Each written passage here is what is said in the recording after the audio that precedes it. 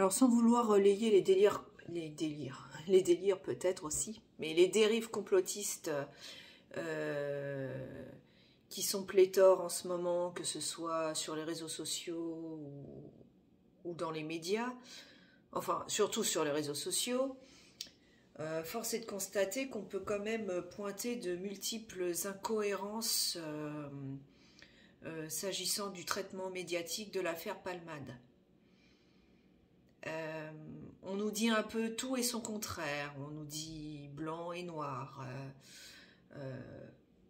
Dernier exemple en date d'incohérence, on apprend apparemment Palmade au cours de son audition, en tout début, enfin juste après qu'il ait eu son accident, quand il a été suffisamment retapé et remis de ses éventuelles blessures, hein, qui ont vite été résorbées, puisque à peine une semaine après son accident, où les médias nous indiquaient qu'il était dans un état critique entre la vie et la mort, on a constaté que dès le lendemain matin, finalement, il était sorti des soins intensifs, et que bizarrement, juste après son accident, bien que soi-disant il soit entre la vie et la mort dans un état critique, donc normalement il n'aurait pas dû pouvoir parler, il était conscient, qu'il aurait dit aux passagers qu'est-ce qui va se passer, il y a eu des morts, qu'il aurait eu le temps de parler aux passagers qui sont pris lâchement la fuite.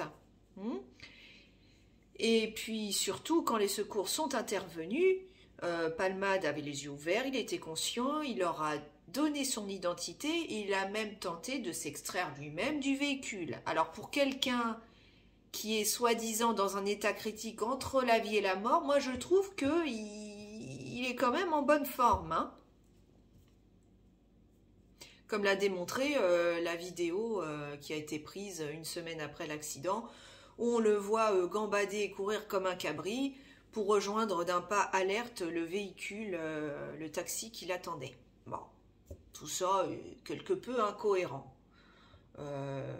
Autre incohérence, le téléphone de Palmade. Puisque là, on a appris récemment qu'au cours d'une audition qu'il a eue juste après son accident, il a indiqué donc aux enquêteurs qu'il avait demandé à ses passagers de lui lire un texto qu'il avait reçu sur son portable, et qu'éventuellement ça lui aurait peut-être fait du coup il aurait pu être concentré sur la route, voilà, on ne sait pas trop si ce fameux portable a joué un rôle dans la survenance de l'accident, s'il avait le portable en main, s'il y a eu des grands gestes qui font que Palmade a dévié de sa trajectoire en tournant le volant, on ne sait pas trop. Bref, donc ça voudrait dire que son portable était bien sur lui au moment de l'accident, ou à tout le moins dans le véhicule. Or, les secours n'ont trouvé aucune trace de ce portable, que ce soit sur Palmade ou dans le véhicule. Alors peut-être que le portable était sur lui, et que les deux fuyards qui sont ensuite réfugiés au domicile de Palmade ont déposé son portable chez lui.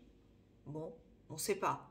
Parce qu'il ne faut pas oublier que les perquisitions qui sont intervenues 2 ou 3 jours après l'accident, les médias nous indiquent que c'est au cours de cette perquisition que le portable a finalement été retrouvé, apparemment bien en évidence sur un meuble, donc chez lui. Donc, est-ce que le portable était vraiment avec lui dans le véhicule? Est-ce que ce sont les 2 passagers fuyards qui l'ont récupéré pour l'amener chez lui? Est-ce qu'il a vraiment été retrouvé au cours de la perquisition par la gendarmerie, et qu'il n'a jamais été en possession de Palmade dans le véhicule? Enfin, tout ça, c'est très nébuleux. Donc, c'est pour ça que je dis qu'il y a plein de zones d'ombre, hein, dans ces affaires, qu'il y a plein de choses qui sont cachées, qui sont fausses, hein, quelque part. Il y a plein d'incohérences.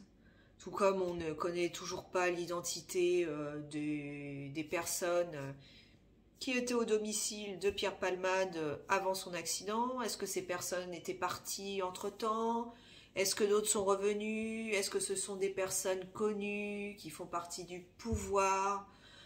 Donc là, on a eu récemment le témoignage d'un mec qui témoigne de dos avec la voix déformée face à Bruce Toussaint pour dire que lui, il avait participé à ces soirées, mais ça ne nous empêche pas qu'on ne connaisse pas l'identité de toutes ces personnes.